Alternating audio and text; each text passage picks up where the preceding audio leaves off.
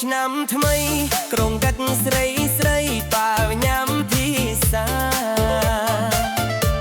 ដល់បាក់លើកងសូនខ្មែរសូនដុល្លារចូលឆ្នាំចង់ទៅលេងនៅឯណាពួកម៉ាក់ខលហៅតោះខាឡេអូខាខ្ញុំក៏ឆ្លើយថាដាច់លុយហើយអាវ៉ា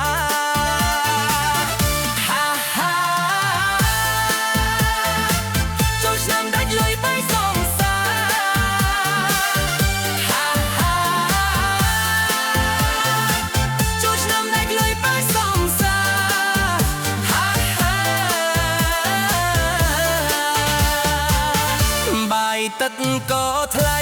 សាំងវិញតម្លៃថ្លៃខធំតាសាច់ខ្លាញ់ឆ្ងាញ់ឆ្ងាញ់ក៏ឡើងតាមស្រាចូលឆ្នាំថ្មីនេះមិនដឹងទៅណាពួកម៉ាក់ថានៅផ្ទះជះទឹកជាមួយសង្សារខ្ញុំក៏ឆ្លើយថាដាច់លុយហើយអោវ៉ា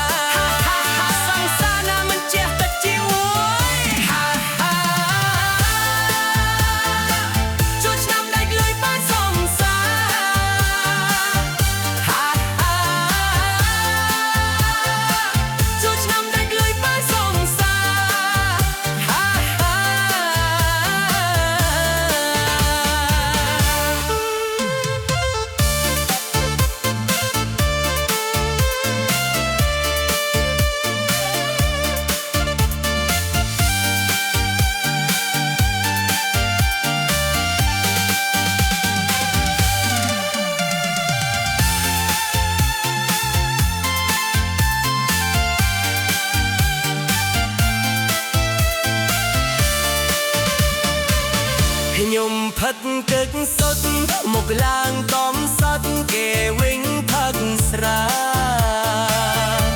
រំរែកអៀមដៃស្រីស្រីដោងស្មាចូលឆ្នាំសប្បាយចាយលុយដុល្លារហត់ផងស៊ីផងស្រែកច្រៀមលោឡា